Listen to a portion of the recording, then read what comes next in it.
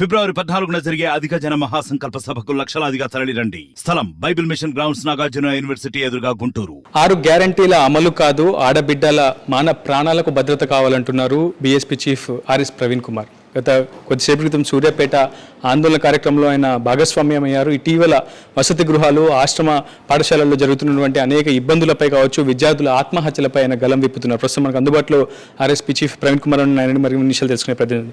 Sir, వరుసగా ఆశ్రమ వసతి గృహాల్లో కావచ్చు, కళాశాలల్లో కావచ్చు, విద్యార్థుల ఆత్మహత్యలు నిరంతరంగా జరుగుతున్నాయి. ఈ పరిస్థితులను ఏ విధంగా చూస్తారు? గత కొద్దిసేపు క్రితం కూడా మీరు ఆందోళనలో భాగస్వామ్యమయ్యారు. అసలు తల్లిదండ్రులు ఏం చెప్తున్నారు? ఎందుకు విద్యార్థులు పదే పదే ఇలాంటి దురాఘాతాలకు పాల్పడుతున్నారు? ఇలాంటి ఆత్మహత్య చేసుకోవాలన్న ఆలోచన ఎందుకు వస్తుంది అసలు పిల్లలకి? చాలా బాధగా ఉందండి. ఈరోజు మరి చాలామంది, వందలాది మంది పేరెంట్స్ ఒకవైపు అదే సూర్యాపేటలో తమ బిడ్డలకు సాంఘిక సంక్షేమ గురుకుల పాఠశాలలో కానీ, గిరిజన సంక్షేమ గురుకుల పాఠశాలలో కానీ అడ్మిషన్ కావాలని 5వ తరగతిలో ప్రవేశం కోసం వేలాది మంది బిడ్డలను తీసుకొచ్చారు. రైట్, వేలాది మంది పేరెంట్స్ వచ్చారు. సో ఒకవైపేమో చిన్నపిల్లలు వచ్చి ఎగ్జామ్ రాస్తున్నారు, మరోవైపు అదే స్కూల్లో ఒక అమ్మాయి, ఇంటర్మీడియట్ సెకండ్ ఇయర్ చదివే అమ్మాయి ఆత్మహత్య చేసుకున్నది. ఒక వారం రోజుల క్రితం, నేను నిన్న భువనగిరి పట్టణం కూడా వెళ్ళాను.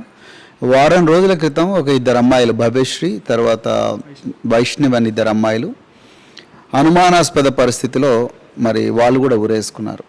వాళ్ళు ఉరేసుకున్నారా లేకపోతే ఎవరైనా చంపారా అనేది ఇప్పుడు పోలీసు ఇన్వెస్టిగేషన్లో తేలాల్సినది. కానీ ఇక్కడ నిజంగా బాధ కలిగించే అంశం, గుండెను పిండేసే అంశం ఏంటంటే, ఇది సాంఘిక సంక్షేమ హాస్టళ్లలో, గురుకుల పాఠశాలలో జరుగుతూ ఉన్నది. మీరు ఒకసారి చూడండి, ఇప్పుడు తెలంగాణలో ప్రభుత్వం మారి 60 రోజులైందండి. 60 రోజుల్లో ఈ రోజు కూడా సంక్షేమ శాఖ మంత్రి ఎవరో తెలియదు, లేరు.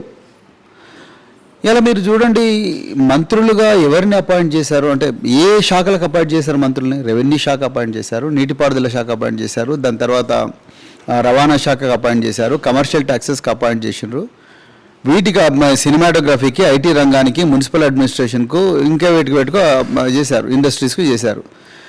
సంక్షేమ శాఖలకు మంత్రి దొరకలేదనండి గవర్నమెంట్కు. ఇంకా 6 వేకెన్సీలు ఉన్నాయి.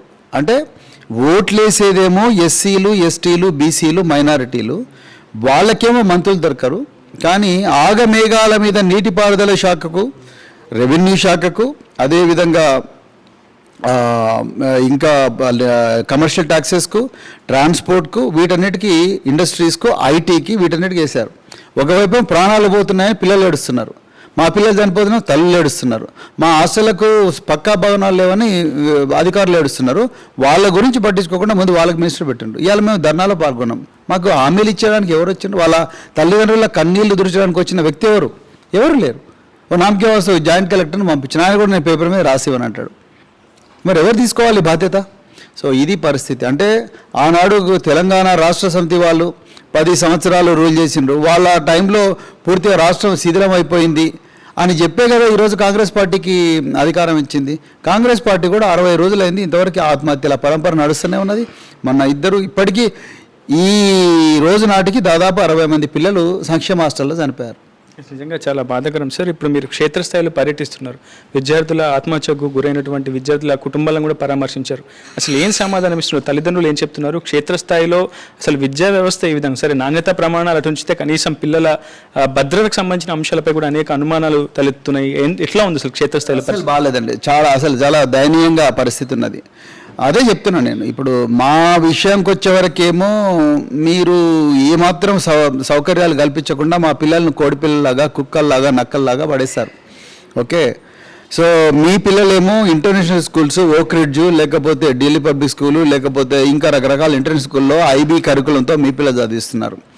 కానీ ఓట్లు వేసేదేమో మేము, మీరు మాత్రం అధికారం అనుభవిస్తున్నారు, మీ పిల్లలు అన్ని సౌకర్యాలు అనుభవిస్తున్నారు. మా పరిస్థితి ఇట్లా ఉంది. ఇలా మీరు చూడండి, నా తల్లిదండ్రులతో నేను మాట్లాడాను. వాళ్ళు ఏమంటున్నారండి, అయ్యా మా పాప బాగా చదువుకున్నది, మా పాప ఆరోగ్యంగా ఉంది. నేను కూడా ఇప్పుడు హాస్పిటల్లో మార్చురీలో అమ్మాయి బాడీ చూసా, చాలా ఆరోగ్యంగా ఉంది. సో అసలు చాలా బాధ వేసింది. ఈ అమ్మాయి రేపు ఒక డాక్టర్ అయి ఉండేదిగా, ఈ అమ్మాయి ఒక ఇంజనీర్ అయి ఉండేది, లేకపోతే ఒక సైంటిస్ట్ అయి ఉండేది, నాలాగా ఒక ఐఏఎస్ఓ, ఐపీఎస్ఓ, ఇంకేదో అయి ఉండేది. సో కానీ ఆ అమ్మాయి ఇలా మార్చురీలో ఫ్రీజర్లో పడి ఉన్నది. సో తల్లిదండ్రులు ఏమంటారంటే, మాకు వెళ్ళక మాకు తినడానికి తిండి లేక మా బతుకులు ఎట్లాగో తెల్లారిపోయినాయి, కనీసం వీళ్ళ జీవితాలన్నా బాగుపడాలని చెప్పి తల్లిదండ్రులు వాళ్ళని సోషల్ వెల్ఫేర్ హాస్టల్కో, ట్రైబల్ వెల్ఫేర్ హాస్టల్కో, బీసీ వెల్ఫేర్ హాస్టల్కో పంపిస్తారు. పంపిస్తే మీరు కనీస వసతులు ఇవ్వకపోతే ఏంటి? అది ఎంత ఘోరం అండి, మీరు నమ్మరు. మేము గత 3 సంవత్సరాల నుండి హాస్టళ్లలో సైకాలజిస్టులను పెట్టండి అంటున్నాం, కౌన్సిలర్లను పెట్టండి అంటున్నాం. అన్ని విషయాలు పిల్లలు తల్లిదండ్రులతో పంచుకోరు, అన్ని విషయాలు పిల్లలు వాళ్ళ టీచర్లతో పంచుకోరు. చాలా చోట్ల టీచర్లు అంటే భయం ఉంటుంది, వీళ్ళకి ఏమైనా చెప్తే వీళ్ళు మనల్ని మళ్ళీ ఎక్కడ బెత్తంతో కొడతారన్న భయం ఉంటుంది.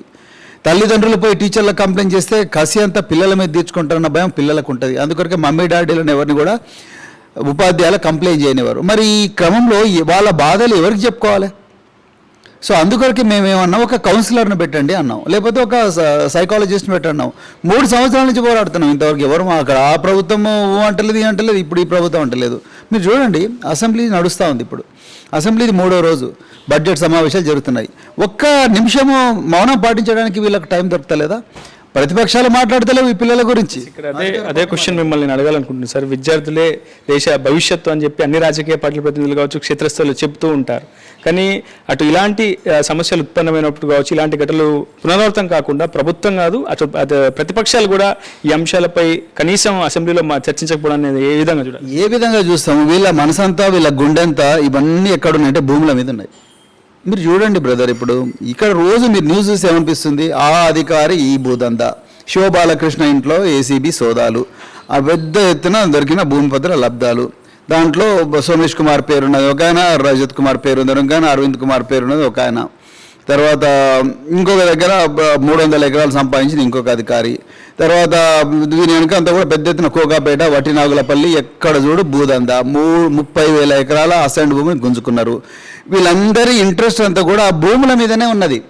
హెచ్ఎండిఏ దాని చుట్టూ ఉన్న భూములు, నీటిపారుదల శాఖ ప్రాజెక్టులు వచ్చే కాంట్రాక్టుల ద్వారా వచ్చే కమిషన్లు, వీటి మీదనే ప్రభుత్వాల ఇంట్రెస్ట్ ఉన్నాయి తప్ప మిగతావి ఏమున్నాయి చెప్పండి? ఈ సంక్షేమ శాఖల గురుకుల పాఠశాల పక్కా భవనాలు కట్టిస్తున్నారా? లేకపోతే టీచర్లు రిక్రూట్మెంట్ చేస్తున్నారా? ఈ సైకాలజిస్టులను పెడుతున్నారా? పిల్లలకు మెస్ బిల్స్ సమయానికి వస్తున్నాయని చూస్తున్నారా?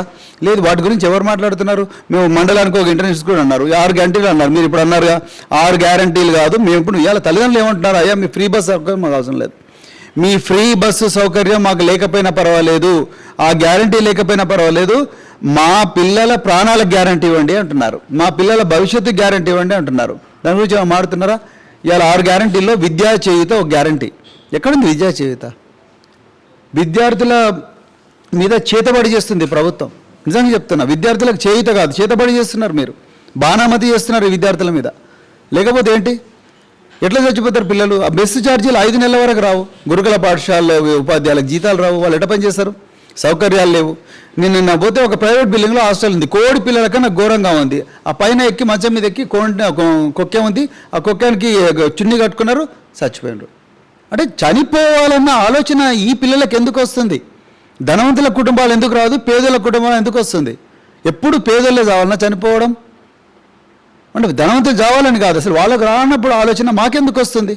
సార్, అంటే ఒక అత్యున్నత సర్వీస్ని వదిలిపెట్టుకొని ఇంత అవగాహన ఉండి ప్రజా సమస్యల కోసం ఇంత స్థాయిలో కొట్లాడుతున్నారు, ఇప్పటికీ కూడా ప్రతిపక్ష పాత్రను ఆర్ఎస్ ప్రవీణ్ కుమార్ పోషిస్తున్నారు అన్నట్టుగా మీరు ప్రభుత్వంపై కూడా ఆక్రోశం వ్యక్తం చేశారు. కానీ ఇలాంటి వ్యక్తిని ప్రజలు ఎన్నుకోలేకపోయారని ఒక ప్రశ్న ఉత్పన్నమైనప్పుడు మీ మనసులో ఏం సమాధానం? చాలా మంచి ప్రశ్న అండి, చాలా చాలా ధన్యవాదాలు ఈ ప్రశ్న అడుగు. అంటే నిజంగా నాకు కూడా అప్పుడప్పుడు అనిపిస్తుంది, మనం అసలు రాజకీయంలోకి రావడం ప్రజలకు ఇష్టం లేదా, వచ్చి తప్పు చేసామన్న అనుభూతి వచ్చే విధంగా, భావన వచ్చే విధంగా మరి ప్రజలు ఓట్లు వేస్తున్నారని అనిపిస్తుంది. ఎందుకంటే నా ప్రత్యర్థులు ఒక్కొక్కరు 35 కోట్లు 40 కోట్ల రూపాయలు ఖర్చు పెట్టి ఒక్కొక్క ఓటుకు 33,000 ఇచ్చి 2 లిక్కర్ సీసాలు ఇచ్చి 90 ml బాటిల్ ఇచ్చి వాళ్ళకు 15 రోజులుగా విపరీతంగా దావతులు అవన్నీ చేసినా నాకు 45,000 మంది ఓటేశారు. అంటే నేను ఏం చెప్పాలనుకున్నా అంటే, ఎన్నో రోజులు ఈ డబ్బులతో ఓట్లు కొనే రాజకీయం నడవదు. ఇవాళ కాకపోయినా రేపైనా కూడా ప్రవీణ్ కుమార్ లేకపోతే బహుజన్ సమాజ్ పార్టీ అభ్యర్థులకు డాక్టర్ బిఆర్ అంబేద్కర్ గారు, తర్వాత మానశ్రీ కాన్షీరామ్ గారు, జ్యోతిరావు పూలే గారు, వీళ్ళందరూ కలగన్న రాజ్యం తప్పకుండా తెలంగాణలో వస్తుందని నాకు అనిపిస్తుంది. అయితే నేను పెద్దగా మొదట్లో నిరాశపడ్డాను, అయ్యో అనవసరంగా రిజైన్ చేసామా, వీళ్ళు ఓడగొట్టారు కదా, నేను గెలుస్తా అనుకున్నా కదా. అంటే మళ్ళీ ఒకసారి ఆలోచించుకుంటే తప్పు నాదేనేమో. ఎందుకంటే నేను ఇంకా ప్రజల లోపలికి ఇంకా డీప్గా పోయి ఉండాల్సింది, నేను చాలా గ్రామాలు కవర్ చేసి ఉండాల్సింది. సో ప్రధానంగా రాజకీయ మేధావులు ఒకటే చెబుతున్నారు, ఇప్పటికైనా సిద్ధాంతాలను పక్కకు పెట్టి పొత్తుల వ్యూహాలను పదును పెడితే ఆర్ఎస్ ప్రవీణ్ కుమార్ ఖచ్చితంగా రేపు పార్లమెంట్ ఎన్నికల్లో కూడా సత్తా చాటే అవకాశం ఉంటుంది. ఇప్పటికే నాగర్ కర్నూలు లేదా పెద్దపల్లి నుంచి మీరు పోటీ చేస్తారని ఒక ప్రచారం జరుగుతుంది పార్లమెంట్ ఎన్నికల్లో. ఎట్లా ఉండబోతుంది ఈసారి పొత్తుల వ్యూహాలను ఏమైనా పదును పెడుతున్నారు లేదా ఒంటరిగానే ఈసారి కూడా వెళ్తారు? దాని మీద అంటే మేము ఆలోచిస్తున్నాం బ్రదర్. ఏంటంటే ఇప్పుడు మా ఏదైనా కూడా బహంజీ మాయావతి గారే నిర్ణయం తీసుకోవాలి.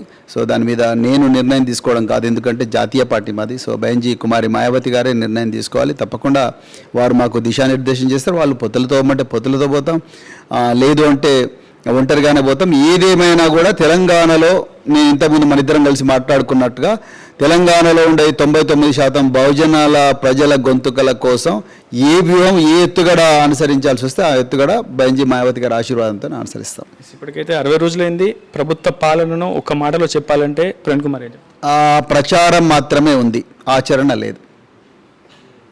మొత్తంగా ఇది గురుకులాల్లో ప్రస్తుతం విద్యార్థుల ఆత్మహత్యకు సంబంధించి ఆయన చాలా ఆక్రోశం వ్యక్తం చేస్తున్నారు. ప్రభుత్వ తీరు సరైనది కాదు, ఇప్పటికైనా ప్రభుత్వం స్పందించాలి, ఈ ఘటనలపై జ్యుడిషియరీ ఎంక్వైరీ విధించాలి. ఖచ్చితంగా ప్రభుత్వం ఒక బాధ్యతాయుతంగా వ్యవహరిస్తే ఇలాంటి ఘటనలు పునరావృతం కాదని అయితే ఆర్ఎస్ ప్రవీణ్ కుమార్ ఖచ్చితంగా బహుజనుల గొంతుకు అధికారం ఉన్నా లేకున్నా బహుజనుల సమస్యల కోసం పోరాటాలను మరింత ఉధృతం చేస్తూ వ్యూహాలకు పదును పెడుతూనే ముందుకు వెళ్తామని ఆర్ఎస్ ప్రవీణ్ కుమార్ చెప్తున్నారు. రిపోర్టర్ ఉదయ్, RTV ఖమ్మం నుంచి. మరిన్ని వీడియోస్ కోసం ఛానల్ ని సబ్స్క్రైబ్ చేయండి, లేటెస్ట్ అప్డేట్స్ కోసం వాట్సాప్ ఛానల్ ని ఫాలో చేయండి అండ్ లింక్ డిస్క్రిప్షన్ లో ఉంది.